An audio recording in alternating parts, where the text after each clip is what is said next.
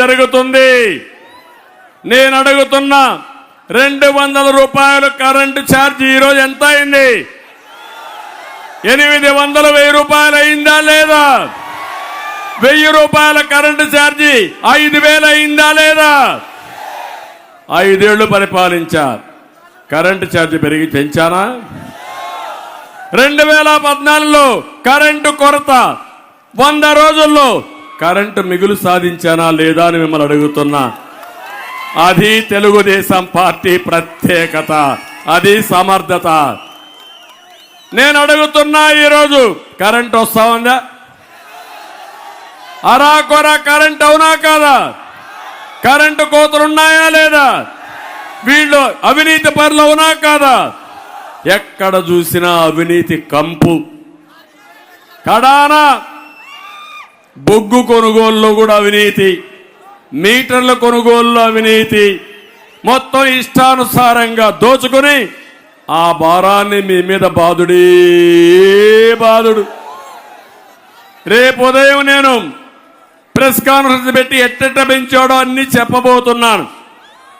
Power ప్రాజెంటేషన్ ఇవ్వబోతున్నాను. ఈ YSR Congress party బట్టలు ఇప్పబోతున్నా. దుర్మార్గుల బట్టలు ఇప్పి ప్రజల ముందర దోషులుగా నిలబెడతానని చెప్పి నేను మీకు తెలియజేస్తున్నా. మీరందరూ ఈ యొక్క నంద్యాలలో ఒకటి గుర్తుపెట్టుకోవాలి. నేను ఏదో మాట్లాడడం లేదు. సోలార్ పార్క్ని ఇక్కడే చూశారు, మీరు చూశారు కదా.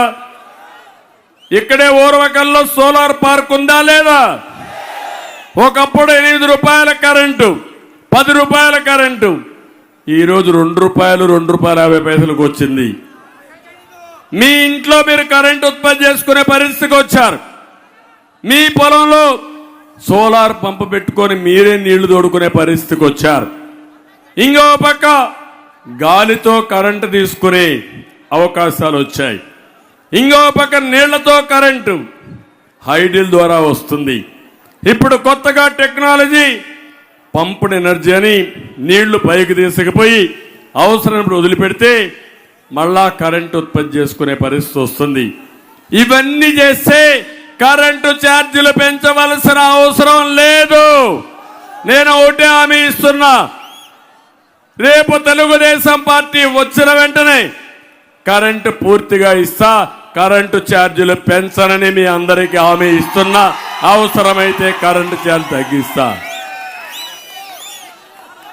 మీకు నా మీద నమ్మకం ఉందా లేదా అని మిమ్మల్ని అడుగుతున్నా. ఉందంటే చేతులు పైకెత్తండి. చేశాం, చరిత్రలో నిరూపించాం. ఈరోజు మళ్ళీ హామీ ఇస్తున్నా, తెలుగుదేశం పార్టీ వస్తానే కరెంటుకు రెక్కలు పడిపోతాయి, ఆటోమేటిక్గా తగ్గుతుంది. 24 గంటలు కరెంట్ ఇచ్చే బాధ్యత తీసుకుంటామని మరొకసారి మీ అందరికీ హామీ ఇస్తున్నా. తమిళలో ఇక్కడెక్కడన్నా ఇసుక దొరుకుతా ఉందా? మీకు దొరుకుతా ఉందని అడుగుతున్నా. మీ ఊర్లో ఇసుక నంద్యాలలో దొరకదు, మీ ఊరు ఇసుక హైదరాబాద్ దొరుకుతుంది.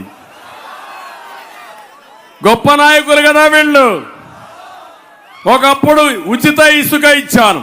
దేనికోసం ఇచ్చానంటే ఇసుక ఫ్రీగా దొరికితే భవనాలు నిర్మాణం జరుగుతుంది, నిర్మాణ రంగం అభివృద్ధి అవుతుంది, తద్వారా చాలా మందికి ఉపాధి కలుగుతుందని, భవన నిర్మాణ కార్మికులకు జీవనోపాధి ఉంటుందని నేను చేశా.